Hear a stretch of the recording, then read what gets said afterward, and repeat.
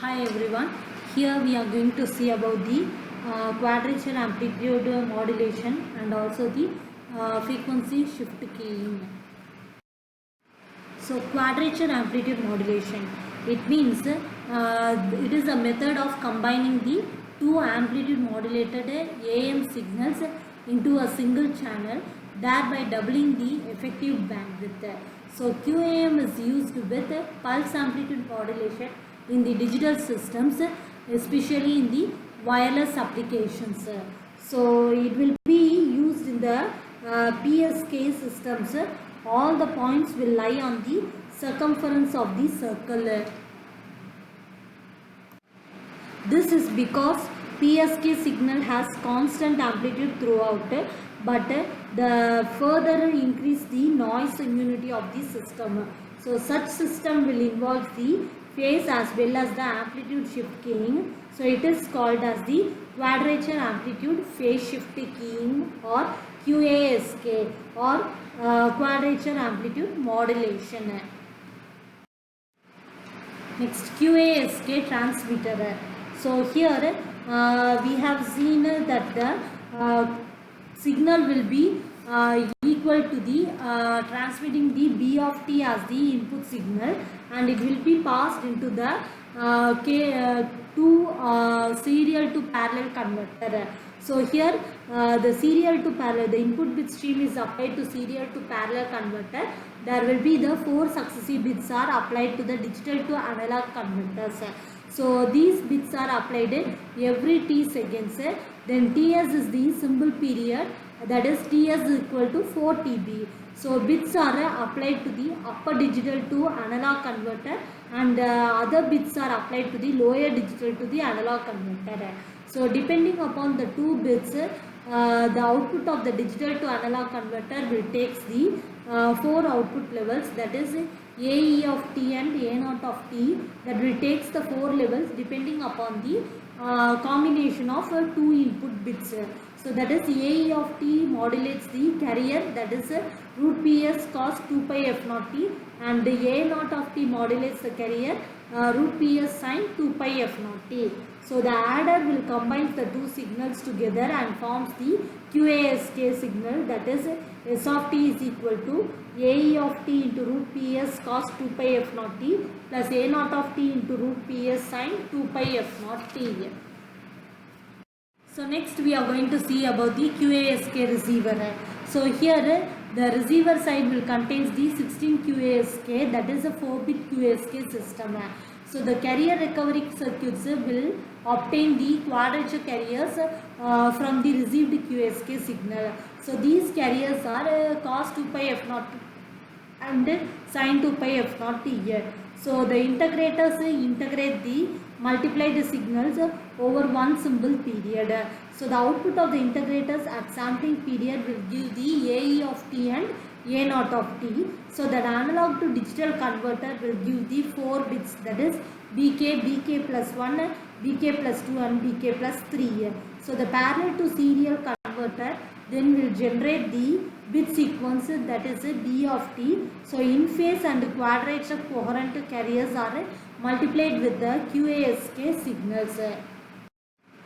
Power spectral density. So the power spectral density of the baseband QASK signal will be S of f is equal to PSTS into sin pi f ts divided by sin pi f ts the whole squared.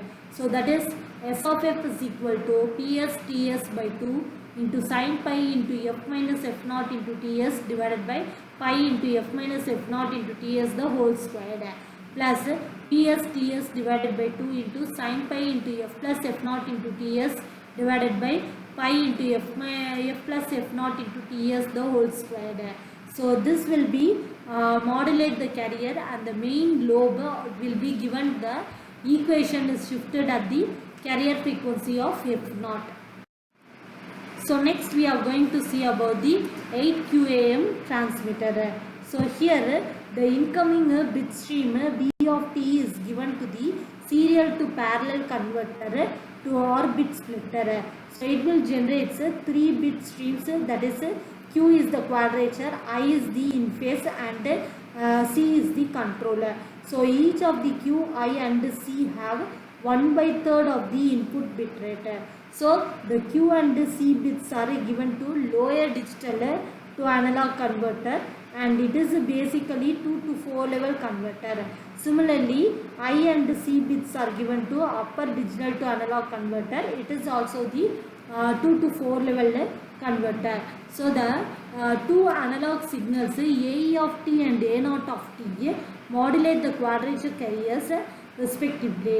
So the output of the product modulators are combined to give the final QAM signal.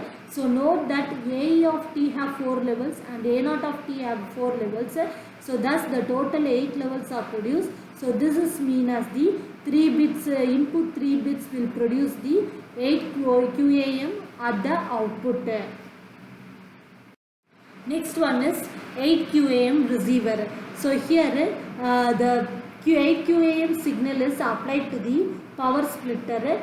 So it will split the 8 QAM signal into in-phase and quadrature components. So the in-phase component is applied to upper detector and the quadrature component is applied to lower detector. So the detectors will obtain 4 level signals back from the modulated output signal.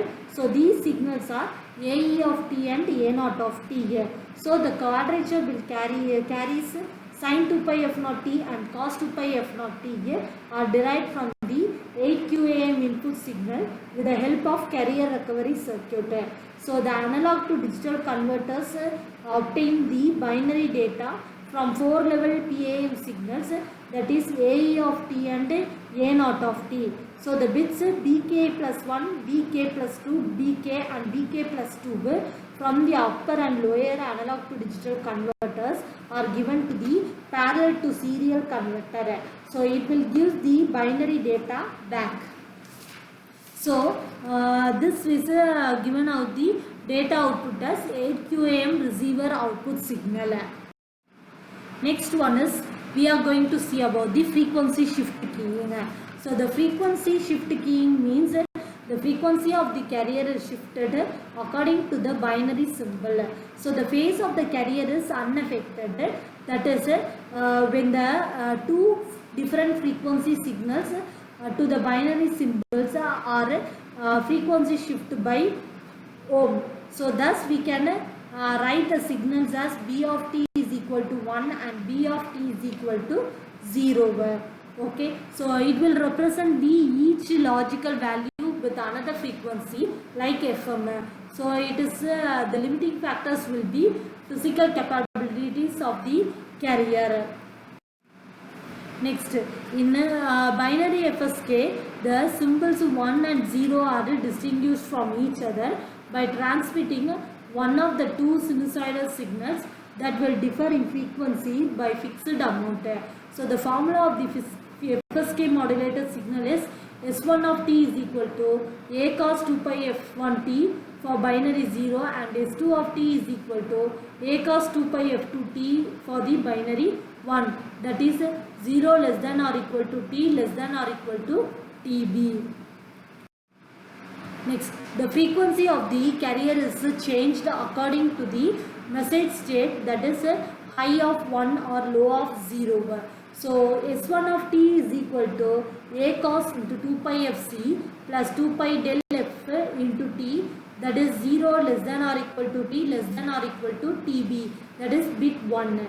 So S2 of t is equal to A cos 2 pi fc minus 2 pi del f into t, 0 less than or equal to t less than or equal to tb, that is bit is equal to 0. So continuous FSK will be S of t is equal to A cos 2 pi fc plus theta of t, that is integral of m of x is continuous.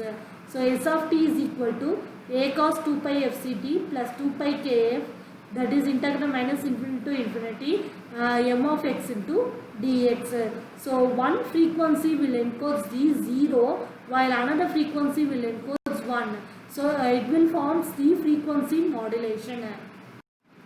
Next we are going to see about the FSK transmitter.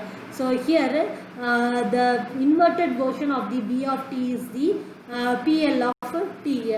So we know that the input sequence B of t is same as pH of t, and inverted is added after B of t to get the PL of t. So pH of t and PL of t are the unipolar signals. So the level shifter will convert the +1 level to root of PSTB, and 0 level is unaffected. So the output of the level shifters, which will be either product modulators after the level shifter. So the two carrier signals, that is phi1 of t and phi2 of t, are used. So these are the orthogonal to each other. So in 1 bit period of input signal, the phi1 of t and phi2 of t have integral number of cycles. So therefore the modulated signal has continuous phase, such as a FSK signal is shown in the figure. So then it will be added together to form the two signals. So the output from both the multipliers are not possible at a time. So this is because pH of t and PL of t are complementary to each other. So therefore the output will be only due to the upper modulator, and lower modulator output will be 0. So we will get the binary FSK signal as S of t as the output signal. Next one is FSK coherent detection. So here we have seen that there are two correlators for two frequencies of FSK signal. So these correlators are supplied with locally generated carriers, that is phi1 of t and phi2 of t. If the transmitted frequency is FH, then the output S1 of t will be higher than S2 of t. So hence Y of t will be greater than 0. So the decision device will decides the binary 1. So if S2 of t is greater than S1 of t, then Y of t is less than 0, and the decision device will decides in favor of 0. So the coherent carriers are generated using the similar methods, and it will be gives the value as the threshold value as 0, and choose the 1 if y is greater than 0, and choose the 0 if y is less than 0. Next one is the FSK non-coherent receiver.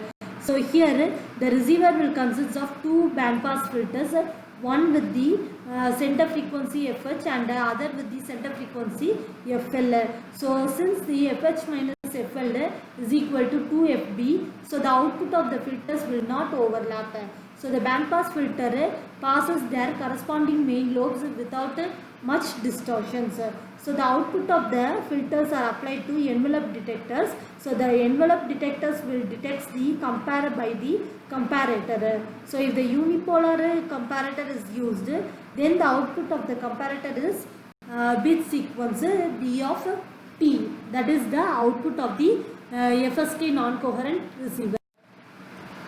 Here is the waveform of the FSK signal. That is, when we are passing the binary sequences zeros and ones, it will be passed into the 4 FSK signal. So we will receive that zeros in the phase shift, 0 degree phase shift, and 1 will be in the positive phase shift.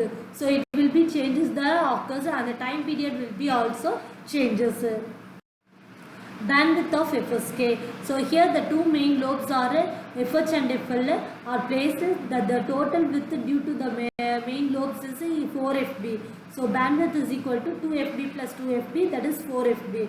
So bandwidth of FSK is equal to 2 into bandwidth of PSK. So the PSK's two bandwidth will combine together to form the FSK bandwidth. Advantages. So it is ideally a constant envelope modulation, and it has a more power efficient. It has more bandwidth when compared to the ASK, and it is a simple modulation and demodulation scheme. Disadvantages are the difference between the coherent FSK and non-coherent FSK is not significant for higher FSK levels, and it is a extra hardware required for coherent FSK detection to justify. So it is also used in difficult in generating the two reference frequencies, and it will be close together at the receiver side. Thank you.